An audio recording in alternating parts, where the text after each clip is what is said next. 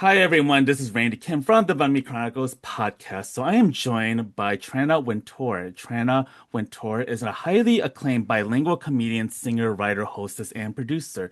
Legendary comedian Sandra Bernhard described her as a candle in the window on a cold, dark winter night. A Just for Laughs New Face Canada in 2019, Tranna was named one of the queens of Canadian comedy by Fashion Magazine. And you have been featured in the Quebec hit series Big Brother Celebrities, and you have co-hosted the CBC podcast Chosen Family for 3 seasons, which was named one of Apple's best podcasts for 2 consecutive years. Your debut album, Safe from Your Affection, is available on all streaming platforms, and you are currently developing an original comedy series with a major Canadian broadcaster. So, I first learned of you through your guest appearances on the MLVC Madonna podcast. Shout out to Love them. them. Yeah, shout out. Yes. And I love your hot takes on Madonna's legacy and have since followed you on Instagram. As a longtime fan of Madonna myself, more specifically the first 20 years. Sorry, I Yes. know it sounds like a shade there. It's not shady, it's accurate. Well, it is accurate, yes. It was refreshing to hear you talk both brilliantly about Madonna's legacy while pointing out on her serious flaws. Mm. And I'm excited to get into your thoughts about her and also on pop music culture. But first, like, how have you been navigating 2025 so far? Oh my God. Start with an easy question. Loaded Um, one. yeah, it is very loaded. I mean, obviously, this year, just on a very macro global scale, has been horrific. Mhm. A really hard year. I think we're all feeling it. I think also there's this unspoken trauma that we all experienced during the pandemic that I feel like we've just kind of swept under the rug and haven't addressed. And I think that that plays into a lot of things that are happening and a lot of what we're feeling right now. So I won't lie, it's been a really difficult year, as I think it's been for anyone with a conscience. But in a weird way, on a personal level, like creatively, professionally, like knock on wood, I've actually had a decent year. But I think that as much as I can be, I try to be a really present person. Like, I think it's important to be aware of what's going on in the world, of what's going on in your local communities. Sometimes I can be a little overwhelmed and like swallowed up by it, Mhm. but I think it's our responsibility to be awake, and to be active in trying to combat some of the awful things going on. Yeah, and I know touching up on that, you're based in Montreal, Canada. What has Yeah. that looked like for you watching what has happened in the US and across the globe and in your own backyard? Well, Canada geographically is extremely close to the US. Obviously, we share a major border that, I mean, basically spans the length of the country. So we're very influenced by what goes on in the US, like we always have been. What goes on in your country has a direct effect on what goes on in our country here. So, in Canada too, there is this rise of conservatism and it's alarming. I think that, like Montreal, for example, for a long time, has really been a bohemian punk city that's been a place Mhm. for artists to come and thrive because for a very long time, we're talking up until like 6 years ago, Montreal was an extremely affordable city. Like one of the Mm. only major North American cities that was truly affordable. And just in these last 6, 7 years, it has changed so drastically. I've really witnessed my city that I love so much losing so much of the things that make it great. So that's something that's hard to watch. We also like, I mean, we're coming off the night after the amazing mayoral election in New Mhm. York, which is so exciting and inspiring. But in Montreal, we also had a mayoral election a few days ago, and we elected someone horrible who Mm. is in bed with Airbnb and who Yikes. is like just so on the wrong side of things and had so many like racist candidates in her party. Like it's not great here either. It's not quite to the level of the US, thank God, but Yeah. we definitely have our issues here too. Yeah, and how do you feel about where the queer and trans community is in Montreal more Hmm. specifically? Well, I think on that front, Montreal has always been quite a progressive city. I've always felt quite safe as an out trans person in the city. Um, I think that our city right now is experiencing like a major housing crisis. And with that, obviously, comes a really major and heartbreaking homeless situation. And I know that for some people, there is this feeling that Montreal like has become more dangerous or unsafe, Mhm. but it's truly one of the safest cities in the world. And I still feel that way. I think that there is a general rise in transphobia and homophobia happening not just in Canada or the US, but more broadly. I think there's so much false information, and I think that trans and queer people are really being used as a scapegoat for so many political Mhm. programs that is truly horrifying. So there definitely is some of that. Like Montreal has definitely lost some of its progressive character, but I would say that I still feel quite safe here.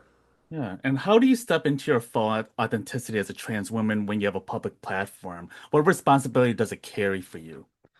That's a great question. I mean, I feel I can't represent like an Mhm. entire community, obviously. I don't think any minority community can ever be fully represented by just one or two people. I'm thankful for my visibility, as a very, very minor public figure in Canada. But to me, I really do think that the role of artists is to help come to some sort of understanding of the human condition and the state of the world. So for me, it's like I do feel a personal responsibility to use the little platform that I have to talk about the things that matter to me, which is basically just human rights. Like it's just so wild to me Right. that things as truly simple as human rights, human decency, affordable housing, affordable food, access to free healthcare, how these things have become so polarizing when it's Mhm. like everyone deserves these basic things. Like I was watching a video earlier today of like the crazy, right-wing US Mhm. political commentators freaking out over Zoran's victory.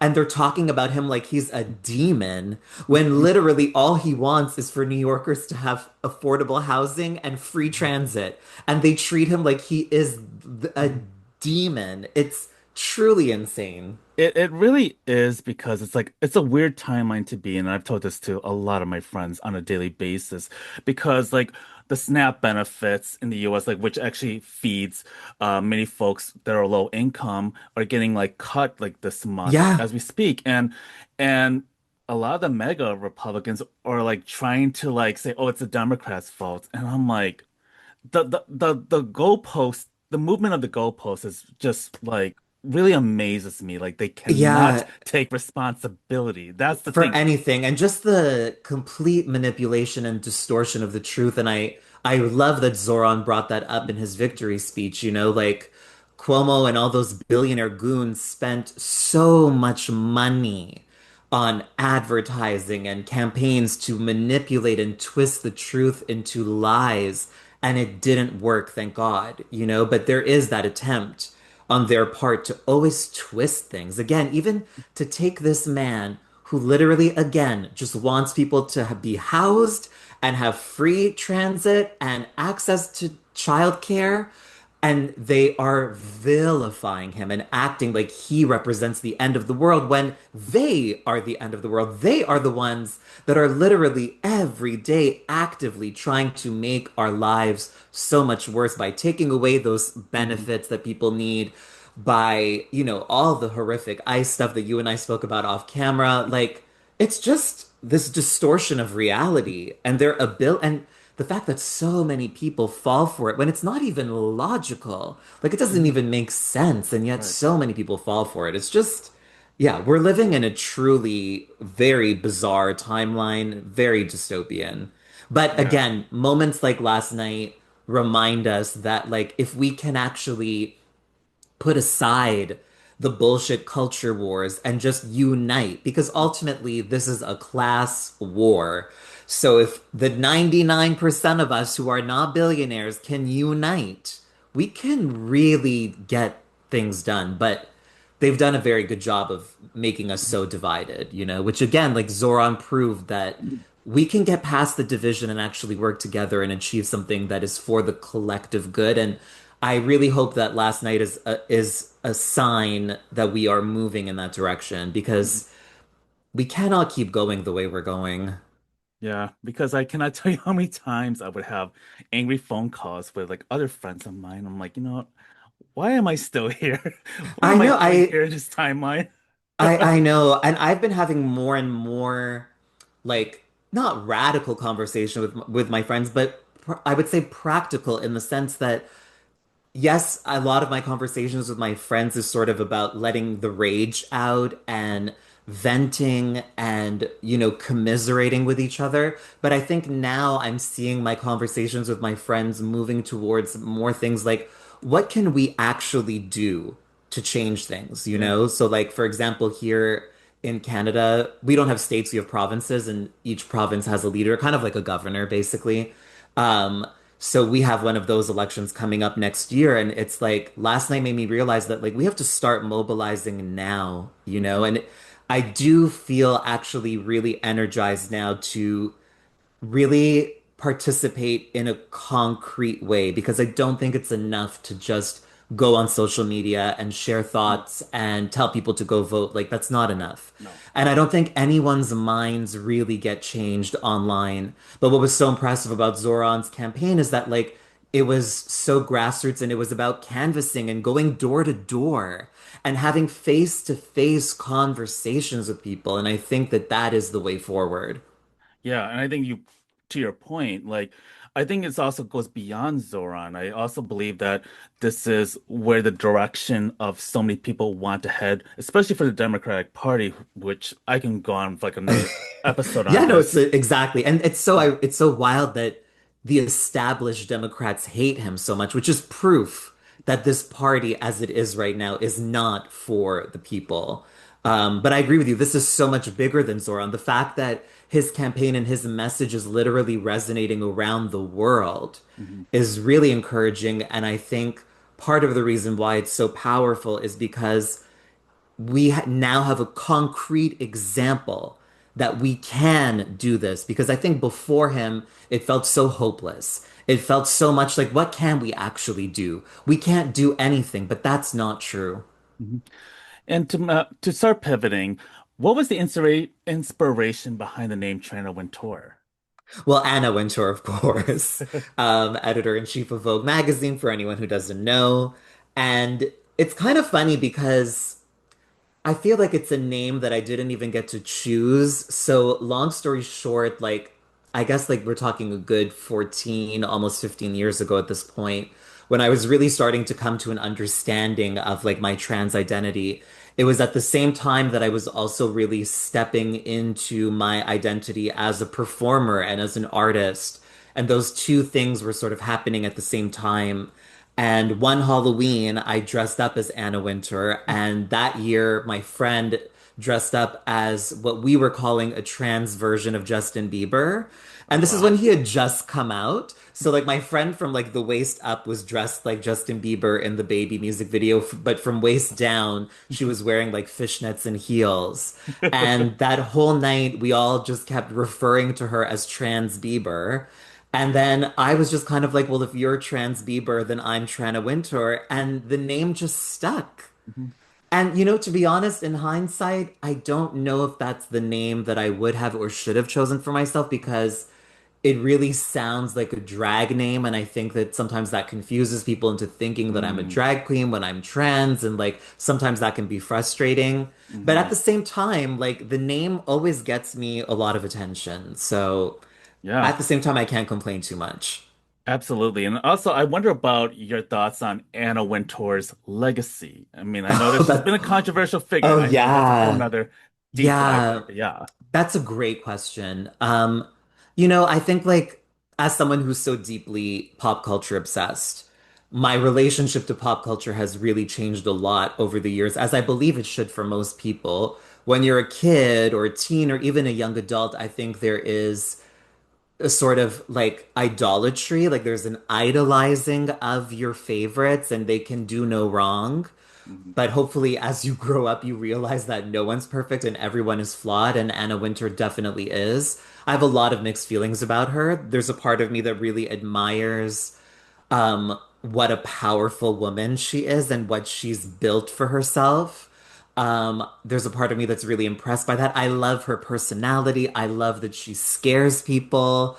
I love all of those vibes so much. Um, but I also hate that she's not very progressive, you know, like she does I think she's a perfect example of like an establishment Democrat, you know, Mhm. like Mhm. I didn't see her fundraising for Zoran, you know.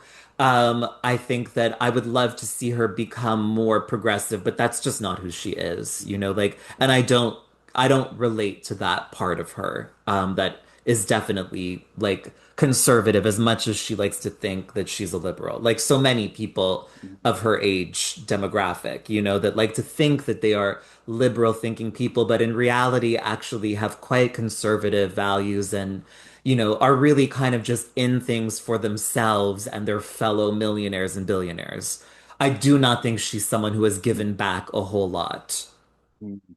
And with Madonna, it's already 20 years since the Confessions on the Dance Floor album, if you can believe that. I mean, I that was back when I was in college. And so what are your thoughts now on what was going through your mind when it came out, and how do you feel about it now after all these years? Well, I do still vividly remember that period of time. I remember when the first little clips of Hung Up started to make their way Hmm. online, and I remember vividly listening to the full song for the first time and just being blown away. And I remember thinking to myself, I cannot wait to hear this like in a club on like a massive sound system. It was such an exciting time to be a Madonna fan. Hmm. I also associate that time a lot with the tour as well. She came to Montreal. She did two Hmm. nights here, and they were the only Canadian stops. So like the show literally sold out in like both nights sold out in like 2 minutes. And miraculously, like I was able to get tickets and it was Wow. just like that concert is like I think I actually prefer the concert over the album. Like I do maybe this is like agree. an unpopular opinion. I don't think it's the best album. I think the I agree. singles are amazing. I think like half of the album is brilliant Hmm. and the other half is just good, you Yeah. know? But the tour is a full-on masterpiece. Even just as a concert film, like the way it was filmed and edited, like as just as a piece of film is a masterpiece. So, you know, and I And do think that that was the last imperial age of her career, you know? mhm, Like, I do think that that was, yeah, the crowning glory.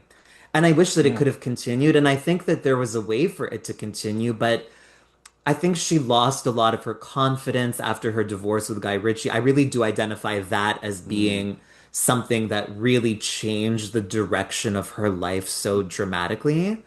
Um, I think she became really insecure. I think that in that insecurity, you know, there was this attempt to follow trends instead of set trends, and I think she got really lost in the following of those trends.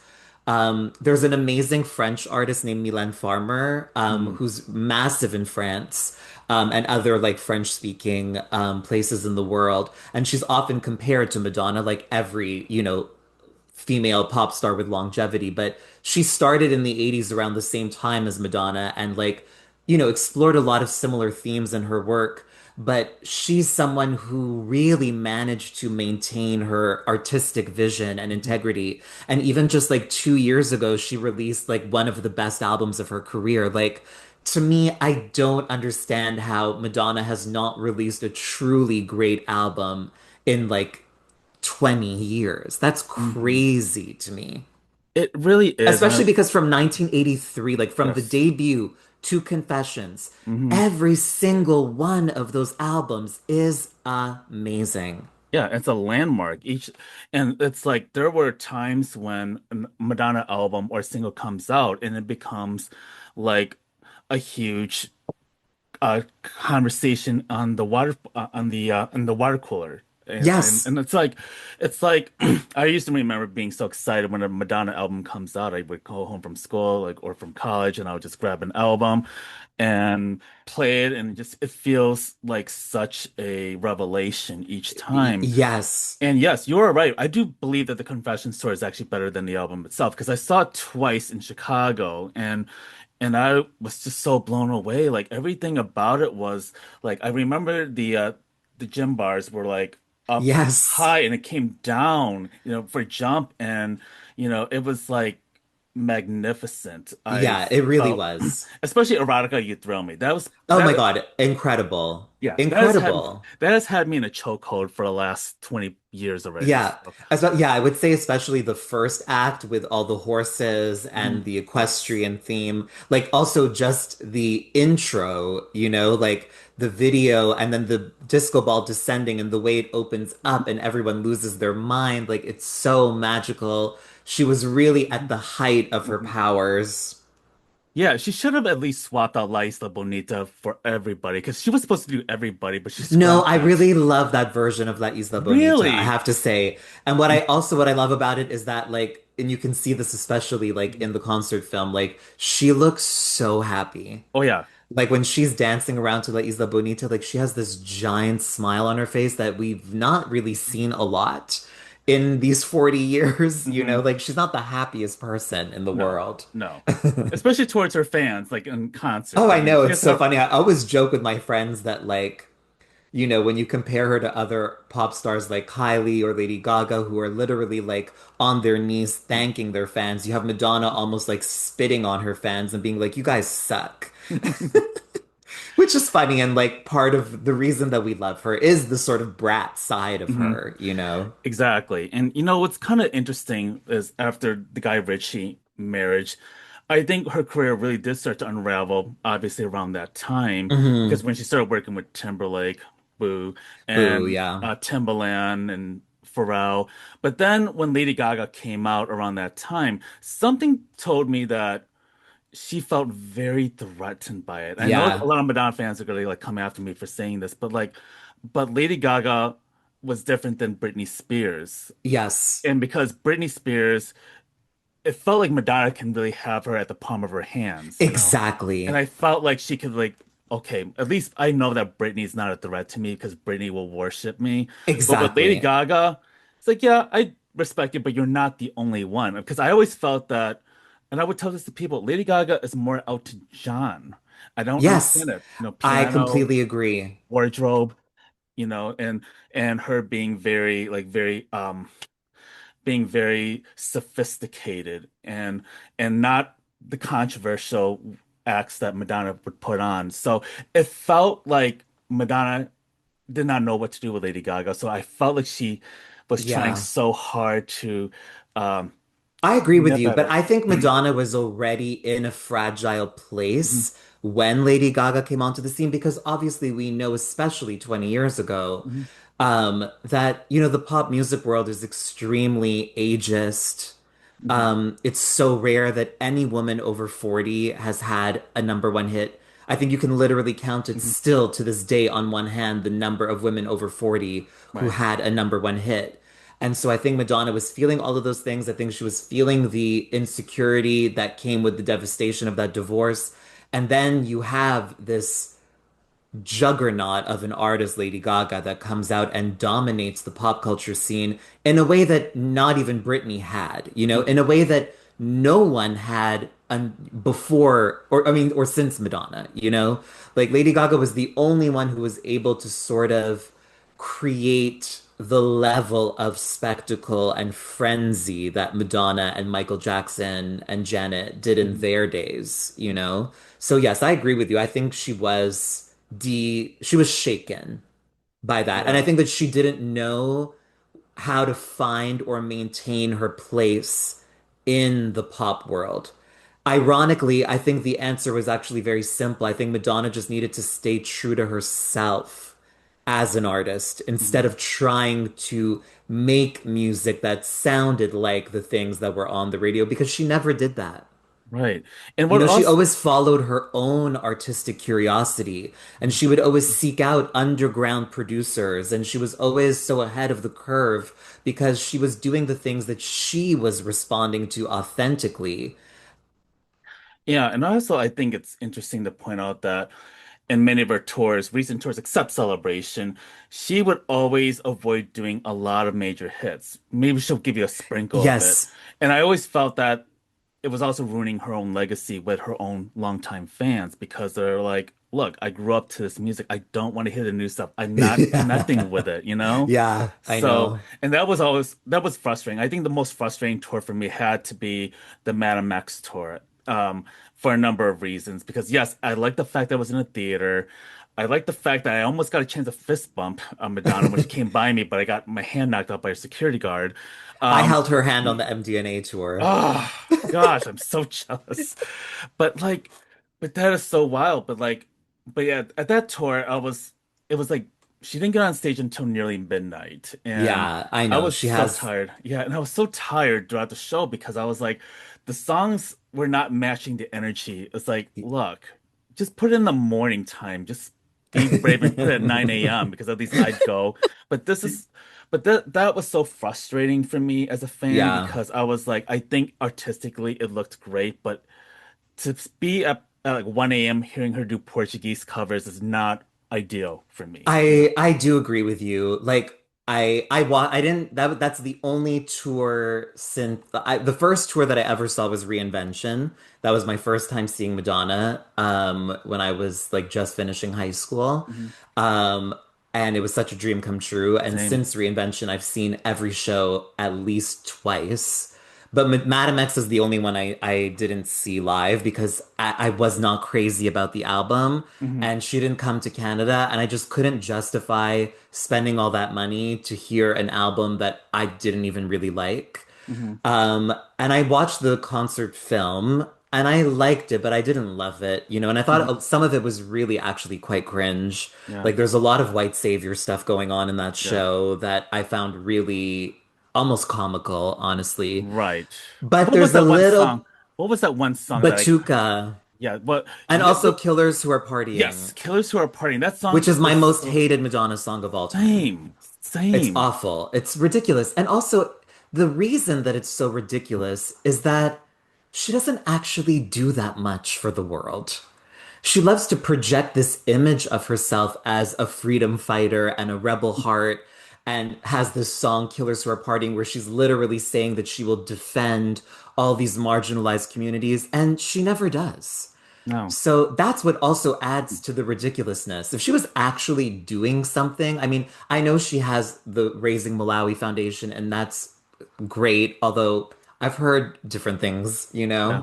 But there's so many things that she doesn't even talk about publicly, you know? She doesn't even use her power and her voice to talk about things that are happening now.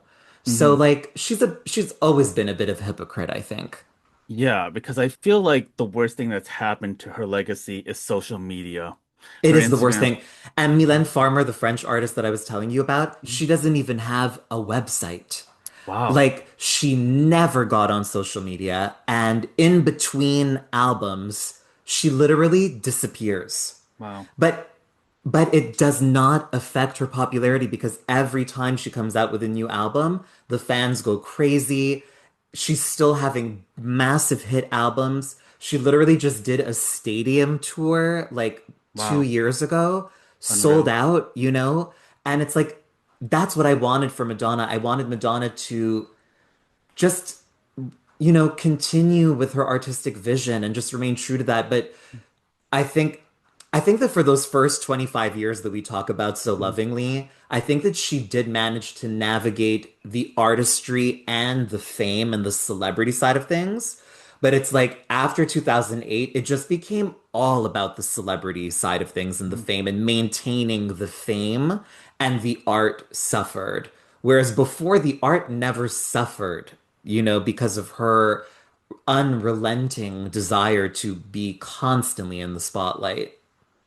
Yeah, and also like I almost did not go to Celebration tour last year.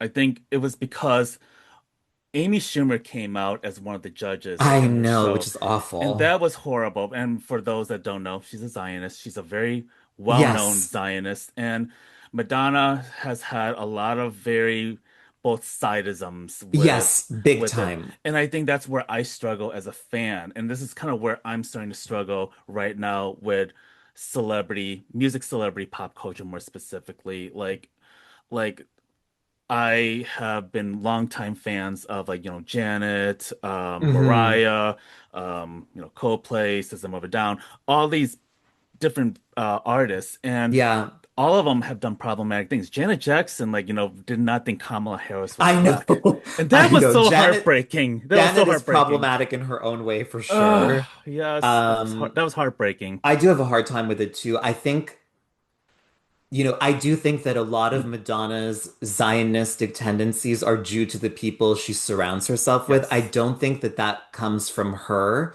Mhm. because she idolizes and worships James Baldwin. And Mhm. it's like, bitch, if you love James Baldwin this much, why don't you actually listen to the things he said? You Mhm. know? And the both siding thing that she, like you pointed out, she is so much that she is definitely a two-sider kind of person is Mhm. very disappointing. But there's a part of me that's grateful that it's at least not full on Zionism. Like she's not out there like Deborah Messing saying like kill all of them. Mhm. Like there are degrees of Zionism. I don't think Madonna is the worst. But I agree that any degree of it is horrible and hard to reconcile as a fan. Like, I have a friend of mine who we actually met because of Madonna, and we used to go to all the concerts together. And for my friend, that was a really hard line. Mhm. She did not go to the celebration tour. She had bought tickets and then she sold them. She Mhm. got rid of them. And she will not listen to Madonna anymore. And honestly, I don't blame her. Mhm. I really do understand people making that choice. Yeah.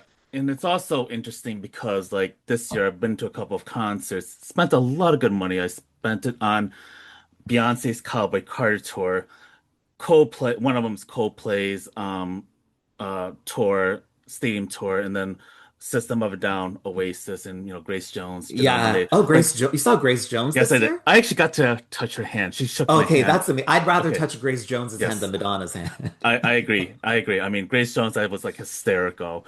But like the Beyonce, Coldplay, even System of a Down, I mean, they have done some very problematic things this year. And I'm like, Jesus Christ, like I just Well, spent all this money. even bands like Radiohead, even Yes. U2, I used to listen even to Radiohead all Bono, the time. like Bono, who I mean, I was never a big U2 fan, so Yeah. it's not like it I used to affects me, be.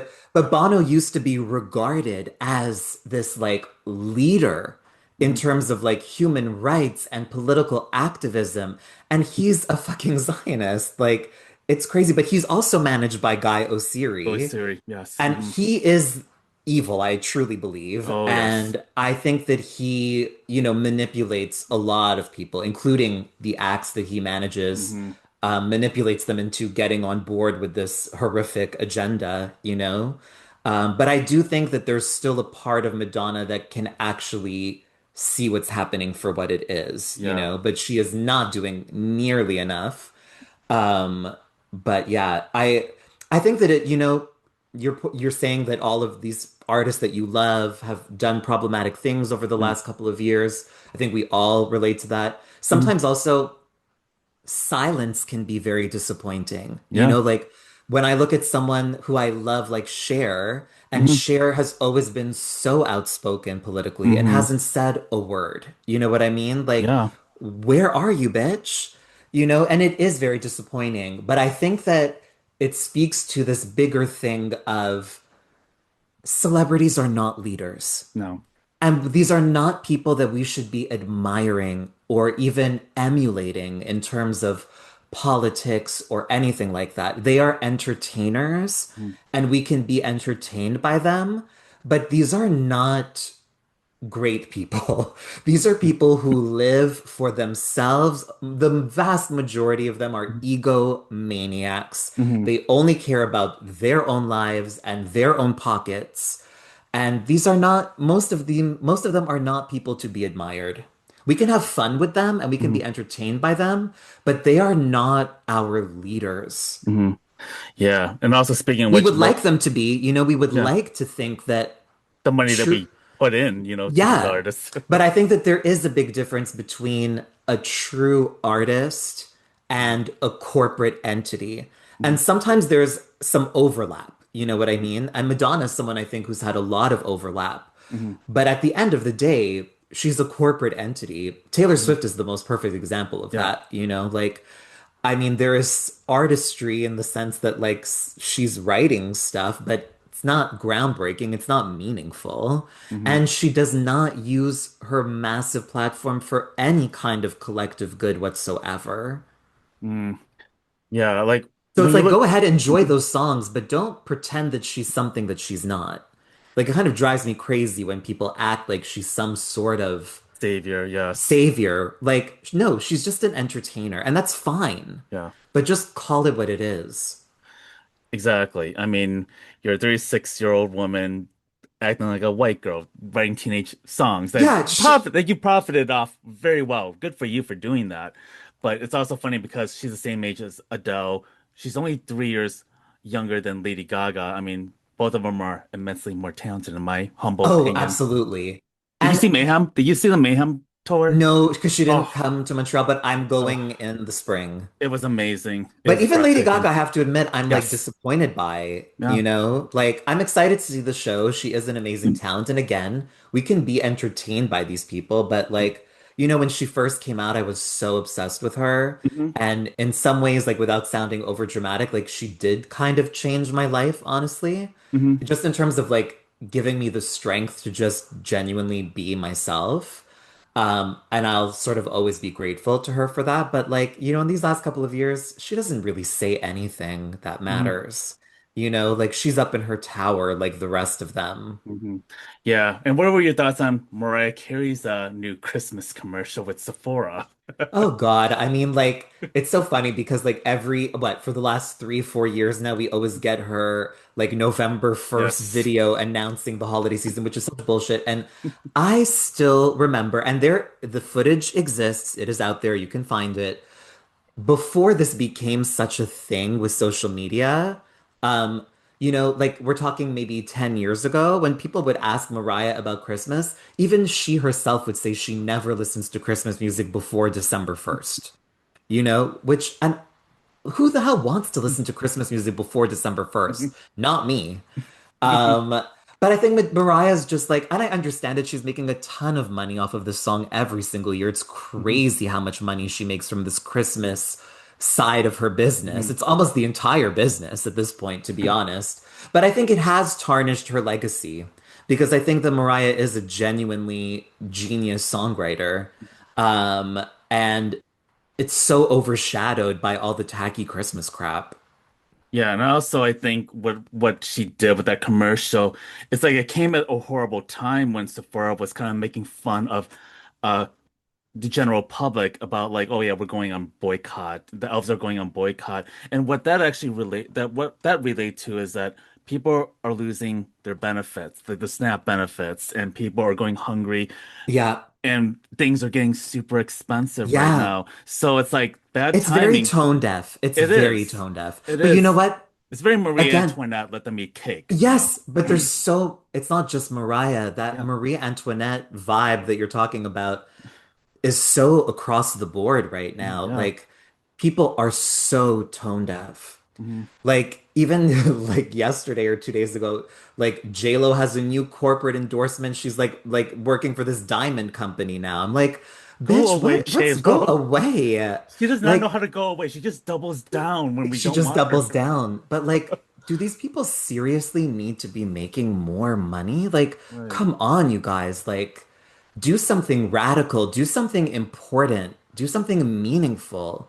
Yeah. Stop selling us shit that we don't need. Right, exactly. Do I need like another version of Taylor Yeah, Swift's CD, like another vinyl cover, a different yeah. cover of it? Like, no, I don't. But it's just funny that with Mariah, like, again, her like, new or relatively new tradition of the November 1st video, like Hmm. the last few years, like they weren't monetized. Like she just Hmm. made them, Hmm. But now it's like, oh, we can't even do this thing just for fun. We have to get money for it, It's Right. like, Yeah, like you said, it's just really, really tone deaf. Yeah. Even Taylor Swift, I think that like that's a big like it's interesting to see. It's not necessarily a backlash, but people losing interest Hmm. because her last album, which I didn't listen to, but I read reviews and I read some of the lyrics, like Hmm. also speaks to that just total tone deafness. Hmm. You know, like running around with like what a $5 million engagement ring or however much it costs, like Right. as if we're all supposed to be happy for you. Like when you said so many of us are struggling just to stay alive. Hmm. Like read the room, bitch. Hmm. Do you think that people have had enough of supporting big music artists these days? Do you think this is the end of the celebrity standing culture or the beginning of the end of standing culture? Um, that's such a great question, and genuinely something I talk to my friends a lot about. I think it's sort of twofold. I do think that the age of like the big celebrity, like monoculture is over because everything is niche now. You know, everyone's on their phones. They're only seeing things that the algorithm is presenting them with. If you do not have curiosity about what exists outside of your own interests and seek Hmm. that out, you will never be shown it, you know? Hmm. So, whereas like what I was a kid in the 90s and like, you know, when I wanted to hear a song, I had to listen to the radio for like an hour just to hear the Hmm. one song that I wanted to Hmm. hear. And in that time, I would learn about all the other songs that were out. And so, like, I would actually know the songs that I hate as much as I knew the songs that I love, which Hmm. I think is a really good thing. I think it's a bad thing when you're just in an echo chamber 24/7. But I just think that now everything is so fractured and divided that that big celebrity culture is over. And I do think a lot of people are really turned off by the sort of tone deafness of these big celebrities. Like, I think people think it's bullshit. I think they see all of these big celebrities as like Marie Antoinette kind of figures. I really do think so. But then at the same time, with the death of that sort of mainstream celebrity monoculture, there's now the birth of like influencer culture, and you Hmm. have people presenting themselves as like life coaches or gurus, and they have so much influence over people's lives when they don't know shit about anything. Hmm. And that's extremely dangerous. And through that, obviously, we've seen like the propagation of false news and how dangerous that is. Hmm. So it's bad all around, you know? I don't think the loss of celebrity culture is a bad thing. I actually think it's a good thing. Hmm. I do not think that we should be idolizing these people, Hmm. but I also think the rise of the influencer culture is a very bad thing as well.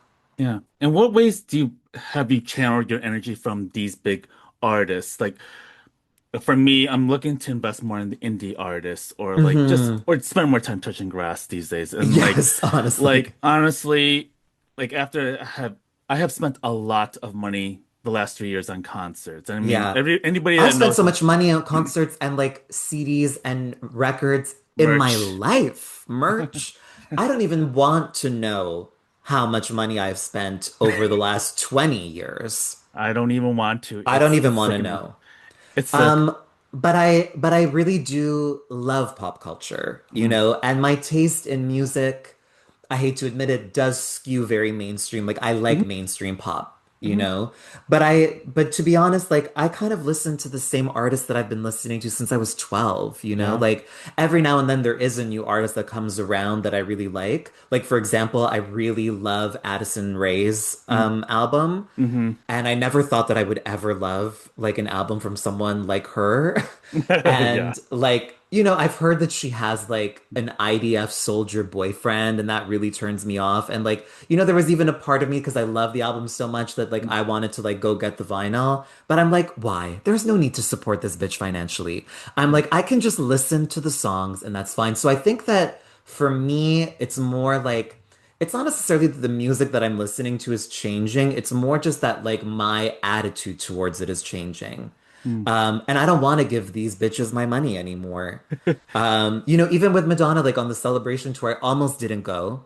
Hmm. And, back in the day, like I would try to get like the best ticket possible. But now when I buy tickets to concerts, I'm actually looking for the cheapest ticket possible. I don't care where Hmm. I'm sitting. Yeah. I just want to be there, but I don't want to spend a lot of money. So like, yeah, I'm definitely like cutting back on that. And most of the music that I buy, like I do still love physical media. Like I love the Hmm. artwork on albums. So like I have a big vinyl collection and CD collection, and I still love those things.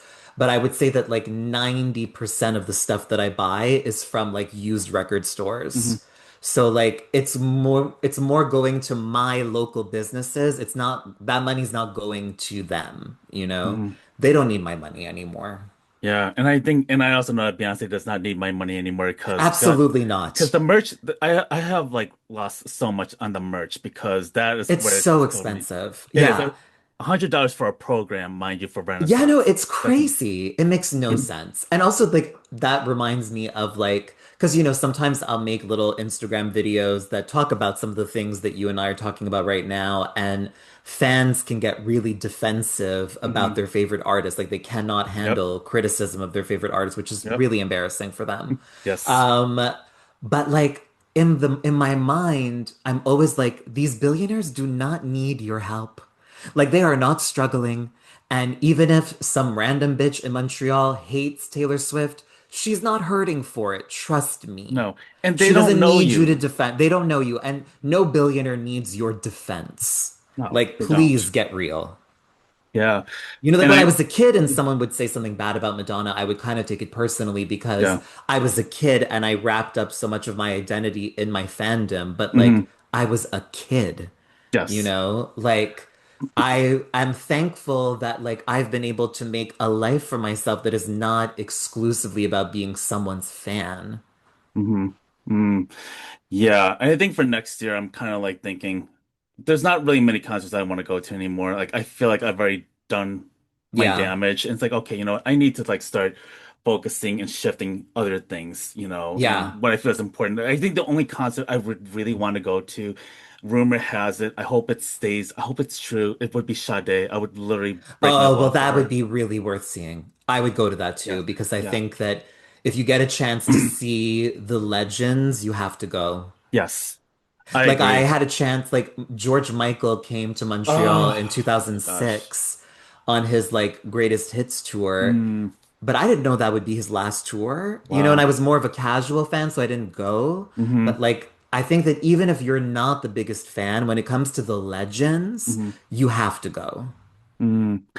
Yeah, I agree because that's what I've been doing a lot of. Like I'm seeing Paul McCartney at the end of this month. I know he's gonna be in his 80s. I saw Paul Simon earlier this year and he's That's 83 years old. amazing.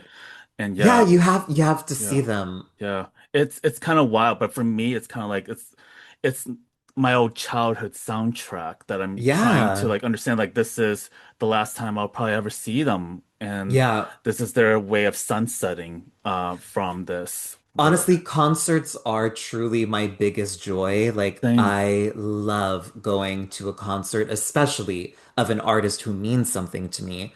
It's just really such a shame that it's become so unbelievably expensive. It Like, has been. it is truly, I don't think it's justifiable, to be honest. Like, at a certain point, it's like, dial back on some of the production value and because we just want to see you, Hmm. like we just want to see the artist. So like Yeah. if it means putting together a more simple stage, then just do that, you Yeah. know?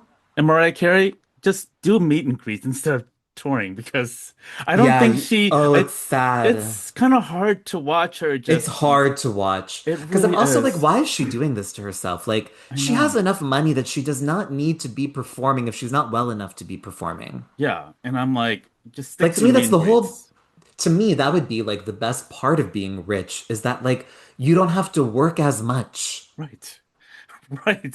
So I don't know what she's trying to I say really here. don't know. I Unless really unless don't know. someone is like putting a gun to her head, it's like you gotta make money for Well, us too, I'm which is sure there's part possible. of that. Yes, I do think that's part of it. And sometimes I also believe that these celebrities are not as rich in reality as they are on paper. Hmm. So I think there's some of that going on as well. Yeah, and I think like I'm hearing like Shirley Manson from Garbage said that she's gonna stop touring in the U.S. Yeah. And I then love she's, her so much. yeah, and I love her too. I think she's been very outspoken. She Yes. has also said, well, guys, like everything with touring is so expensive. Like, there's like indie artists, like they could Yeah. barely afford staying in motels, and Yeah. No, it's paying hard. laundry. And it's like, this is not the life. I mean, streaming, No. unfortunately, Spotify is being the evil empire that it is, as well as Yes. Apple. Awful. Yeah, like literally just nickel and diming artists and songwriters and I musicians. know. Yeah. I know. It's all very bleak, honestly. But I Yeah. would, you know, I really do profoundly believe Mm, that the arts is our humanity. And to absolutely. live in an artless society or culture would be death. Mm, And it's really tragic that the arts are not protected and valued in the way that they should be, because we are nothing without the arts. mhm, And I would say, especially the live performing arts, which mhm. bring us together face to face to have a human collective experience. Like, it is so important. I wholeheartedly agree. And as we wrap up, what are the things that you're doing for yourself to wrap up this year as you head into 2026, or as we head into 2026? Yeah. I mean, oh God, that's such a good question. I do feel run down and burned out. So I would like to ideally take the month of December and even January like as relaxed as possible. Like, I'm a freelance artist, so like it's always scary. It's like the beginning of every year, I'm always like, how am I going to survive this year? Like literally every year for me starts with like a kind of existential crisis. Mhm. But somehow things always do work out, knock on wood. And I think that I need to give myself like a little time to regenerate and recharge, because I do feel like this year, like for many of us, has just taken a lot out of me. Mhm. And I really just want to spend time and hang out with my friends. Mhm. That's literally the number one thing that I want and need right now. Yeah, and I just want to say thank you so much, Trina, for being on my show. And it's such a pleasure talking and kicking about like today's pop culture because it's been on my mind for the last few months. I think ever since like my end of summer concerts and having to deal with what I think when Beyonce was with the questioners, that was like, okay, this Oh is the my start of God, I know. I was like, okay, well, this confirms it, this confirms everything She that I really was doesn't scared have a of. spine. No, not at Yeah, all. that was extreme. I mean, I'm not the biggest Beyonce fan, so it's not like it was a big blow to me personally, but like yeah, that you can't unsee that. Mm, And like if Madonna had been in that position, I don't know if I could really listen to her anymore. Like it'd be yeah, hard. I don't know. It's so fucking complicated to like yeah, separate the art from the artist, right, right, absolutely. especially And music, because music is so personal. absolutely. It's a soundtrack for Yeah, us. yeah. And that's what's so important. And yeah, I can't wait to see what you do elsewhere. And I also hope that you still have time to finish the Jay Shetty interview with Madonna. I'm just joking. Oh, I am not watching the second half of that when she's joined by the Kabbalah Yeah. director or whatever his name is. I Yeah. am not. Life is too short, okay? All right.